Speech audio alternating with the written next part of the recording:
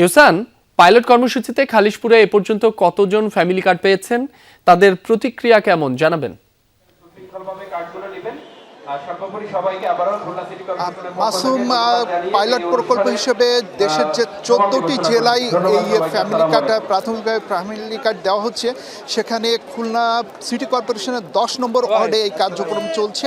Rainbow allrounder exterior paint বাড়ির বাহিরের দেয়ালের সুরক্ষা নিয়ে থাকুন নিশ্চিন্ত, সাথে পাচ্ছেন 10 বছরের ওয়ারেন্টি। সিটি কর্পোরেশন 10 নম্বর ওয়ার্ডের 4,158 জন নারী, হতদরিদ্র, অতি দরিদ্র এবং ঝুঁকিপূর্ণ নারীদের মাঝে এই ফ্যামিলি কার্ড বিতরণ করা হয়েছে।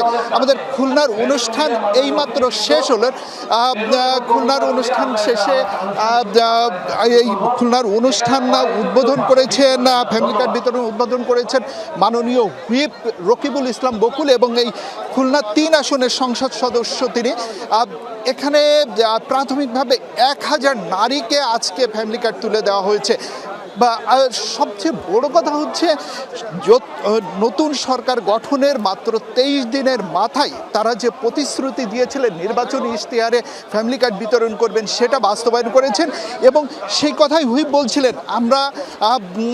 বলছিলেন যে তারা যে প্রতিশ্রুতি রেখেছেন, এটা বিএনপির দল, বিএনপি তারেক রহমানের দল, তারা যে প্রতিশ্রুতি দেন সেটা বাস্তবায়ন করেন। গত সরকারের আমলে অনেক প্রতিশ্রুতি এসেছে, কিন্তু তা আসলে বাস্তবায়ন হয়নি। তবে এবার সেই প্রতিশ্রুতি বাস্তবায়ন হচ্ছে এবং তারা সেটা করে দেখাচ্ছেন। সবচেয়ে বড় কথা হচ্ছে, যারা ফ্যামিলি কার্ড পেয়েছেন তারা কিন্তু খুব উচ্ছ্বাসিত। কেউ স্বপ্ন দেখছেন ব্যবসা করবেন, কেউ দেখছেন যে নতুন সংসারে একটু স্বচ্ছতা আসবে। সব মিলিয়ে খুলনায় একটা উৎসবমুখর পরিবেশ বিরাজ করছে এই ফ্যামিলি কার্ড নিয়ে। এবং রকিবুল ইসলাম বকুল হুইপ তিনি বলেছেন যে এই ফ্যামিলি কার্ড পর্যায়ক্রমে সব ওয়ার্ডে এবং সব উপজেলায় নারীদের মাঝে বিতরণ করা হবে। মাসুম, রাব্বি। ইহসান, আপনাকে ধন্যবাদ।